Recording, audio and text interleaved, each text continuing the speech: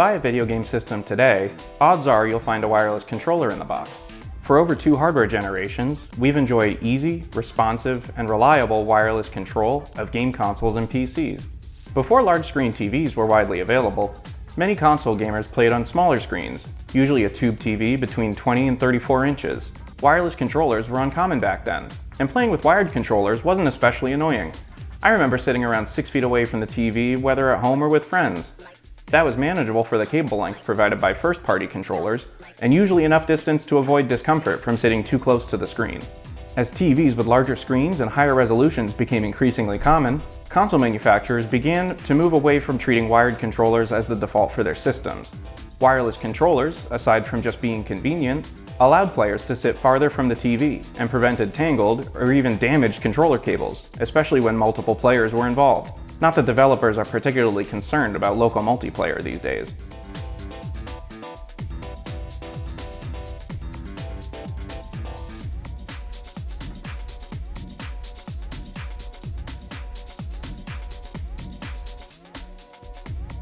Why did I buy all of these?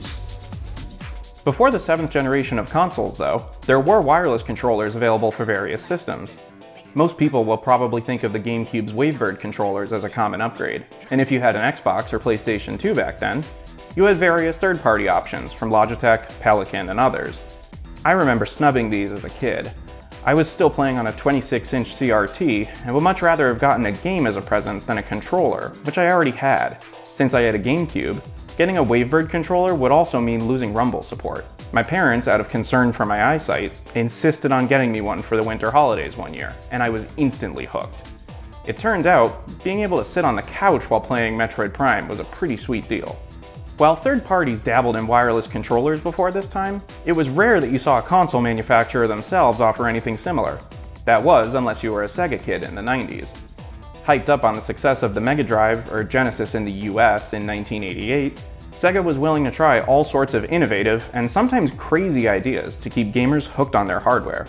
A more obscure example of this adventurous strategy was their remote arcade system, one of the earliest first-party wireless controllers released in 1993. The remote arcade system came with one 6-button controller and a receiver that fits Model 1 and Model 2 MegaDrive systems. An additional controller, called the Remote Arcade Pad, was also available without the receiver, allowing you to play 2-player games wirelessly. In PAL regions, the system was called the Infrared Control Pad and included both controllers. What is infrared exactly? To oversimplify, you can think of it as light that's outside our visible spectrum, with longer wavelengths than what we see as the color red. It's more complicated than that, but that explanation will suffice for the purposes of this video. It's the same technology that TV remotes use to send signals to the TV from the couch.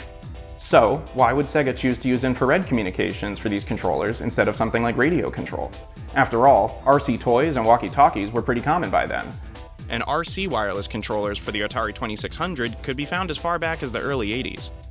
While I can't say for sure why the remote arcade system uses infrared signals, I have a few guesses. Looking at the Atari remote control wireless joysticks, you can see the receiver is a substantial size. It also requires power from the 2600's power supply in order to function.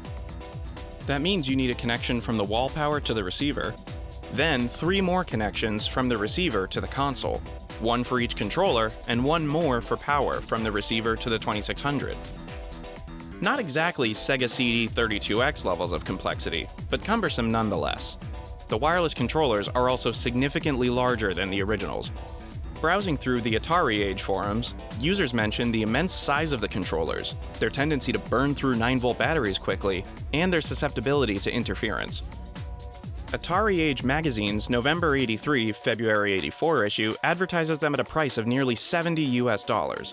That's roughly $192 in 2021, and don't forget the cost of all those 9-volt batteries you'll need to keep enjoying them. While the remote arcade system would debut nearly 10 years later, you can see how the choice of infrared communication led to some notable improvements over the Atari CX42 joysticks. For one, the receiver on the remote arcade system is small enough to connect directly to the MegaDrive, and efficient enough to draw power from the controller ports. The controllers are roughly the same size and shape as Sega's other 6-button controllers, and they last around 10 hours on 2 AAA batteries according to SegaRetro.org. The remote arcade system was advertised at about $40 and the pad for about $15. roughly $76 and $28 in 2021, respectively.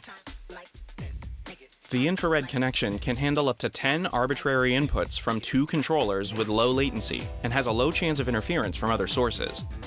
The main drawback is that the receiver needs to be able to see the front of the controllers in order to work successfully. If someone walks in front of the signal, or you accidentally hold the controller the wrong way in the heat of the action, the console won't receive your controller inputs, with potentially deadly consequences. In the game, at least.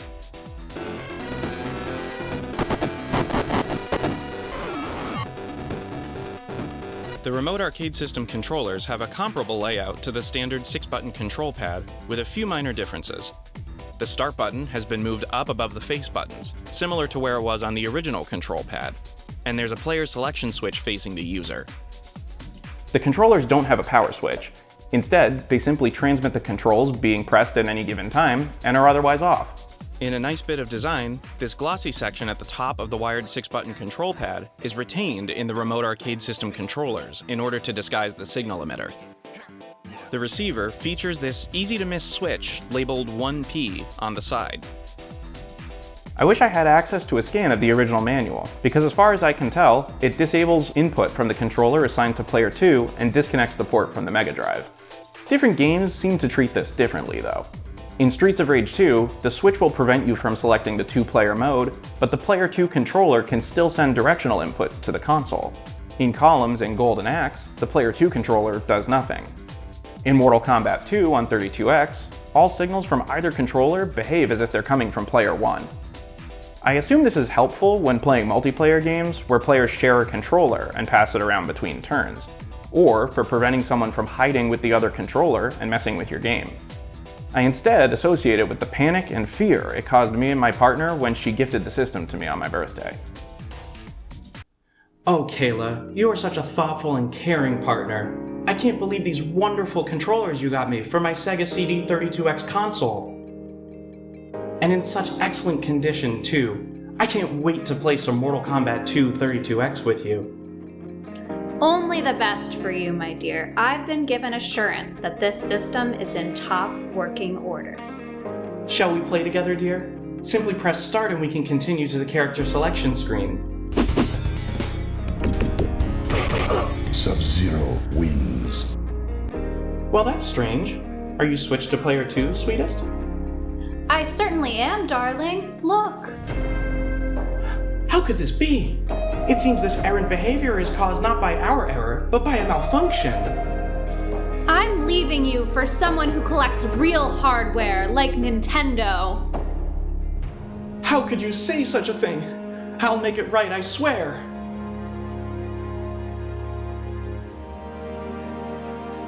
Do mine eyes deceive me? What could this switch be?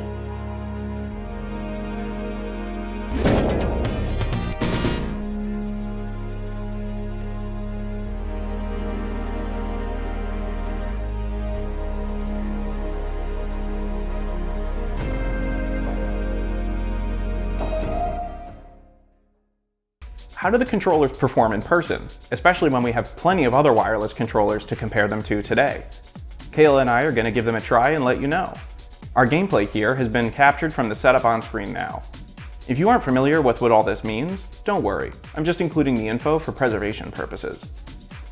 We'll be playing Streets of Rage 2, because it supports 2 players, we've both played it before, and because the more exposure this masterpiece gets, the better.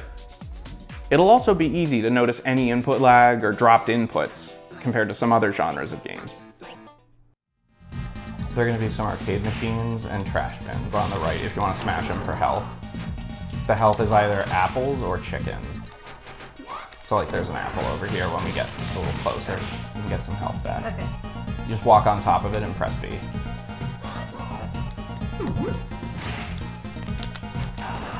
Oh, you should get the other apple too. That didn't restore a lot of health. Are you pointing at the console?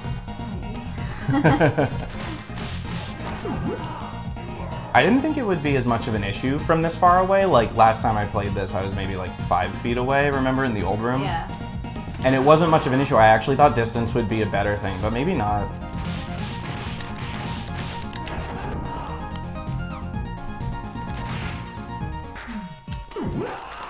Look at the little guy hunched over with the knife. You see how he runs with the knife? I feel like I can't get in on this because you're gonna hit me with that. Oh. That's a good point. That's funny. I let the controller droop just a little bit, and the table's in the way, Yeah. which I wouldn't think, but.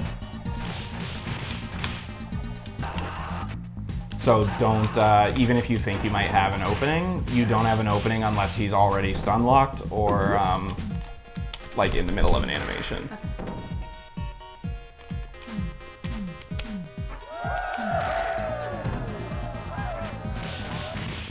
Yeah, you got it. Nice.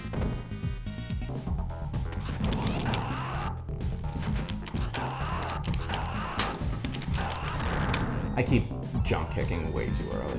Did you lose it there for a Yeah, I sec? did. My hands fell and then I. You relaxed while playing Yeah, a video exactly. game? How dare you? You gotta keep your arms up like a T-Rex. That's the pro strip.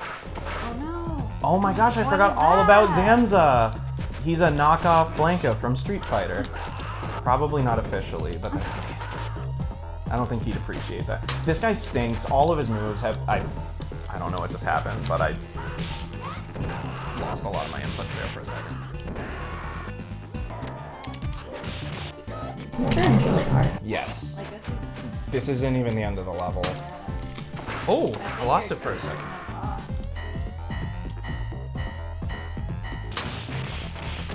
Yeah, I'm losing my input here. I'm not sure what's going on. These batteries are really fresh, so. Lost my reception again. It's very sensitive to angle, Yes, like I've up and noticed that down. too. That's happened. Yeah, like I've tilted it too far up. I think at first the table was my enemy, but I've gotten like Yeah, too now you're casual. correct. Yeah. Yeah, I feel like this is one of the only positions that I can comfortably play in because it'll reliably kind of stay at the Sure. top. That makes sense.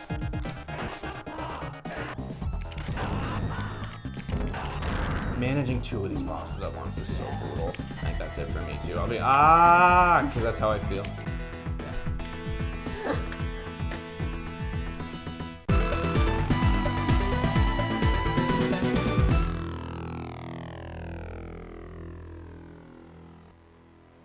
So, having played, I don't know, maybe half an hour of the game, how do you feel the experience with these was? I mean, I love being able to sit this far away and be on the couch, especially now that TVs have gotten so much bigger. Like, I don't really want to be sitting on the floor. So I feel like you have to give points to that. But that being said, it takes some conscious effort to not miss inputs. Like, you really have to line yourself up, and then if you droop or you get excited and you go up, you might miss a couple inputs. And for a game like this, that can be a pretty bad thing.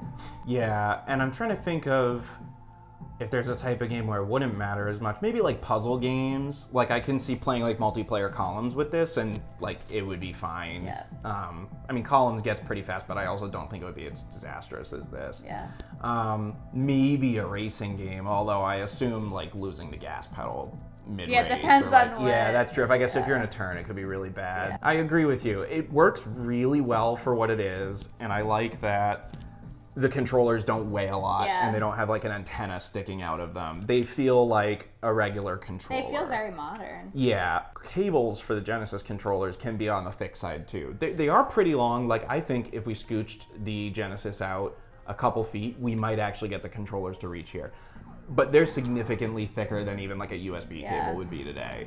So you definitely feel that, you Yeah. know, if you want to lift the controller up to players on, you feel the weight Yeah. pull down on you. And it's a small thing, but it is nice that this doesn't have Yeah, and I'm not sure that our cat would be very complacent if we had cables running. Like, I think she would be chewing on them. So there's That's something true. to be said for that. She's too. tried before, and yeah, given how old these are, I don't really want to see what happens if she tries to chew them. Yeah, so I think that's something to consider.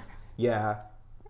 I guess all in all, they're not perfect, but I think they're almost a little better given that we're used to wireless controllers so much these days. Although it's hard to say. I wonder if you put these in my hands when I was like 4 and said play a video game with this, it might have blown my mind. Yeah. It's hard to say for sure. Yeah.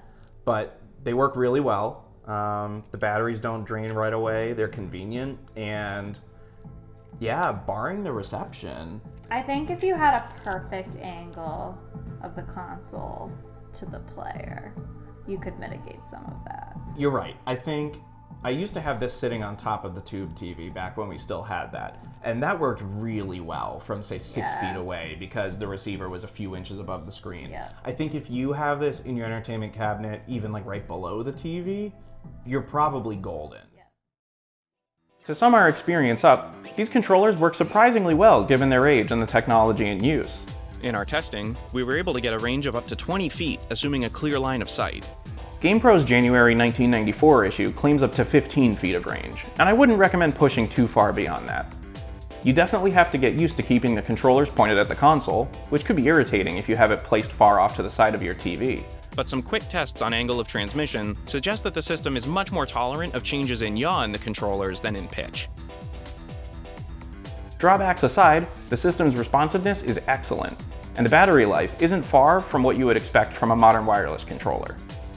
We also didn't find a significant difference in transmission distance or stability, whether it was dark, lit artificially, or sunlit in the living room. Speaking of which, if you've ever tried to use radio-based wireless controllers like Wavebirds in an apartment complex with a noisy radio environment, you'll appreciate that these controllers aren't affected by nearby Wi-Fi radios, microwave ovens, wireless phones, and other sources of RF interference. They might not be a one-size-fits-all solution, but the build quality and convenience of the remote arcade system make it a definite recommendation for me.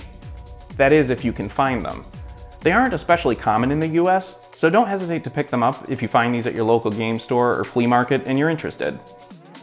If you'd like a more modern solution, the wireless controllers available from Retrobit are officially licensed by Sega and work with MegaDrive and USB dongles, so you can use them on more than just your Sega console. They use a Bluetooth signal that's less susceptible to interference, and they have rechargeable batteries if you prefer that.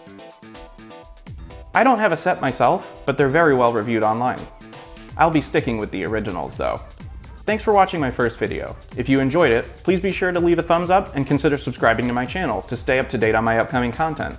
If you have any experience with these controllers or a more modern alternative, please let me know how it's been for you in the comments. One time, like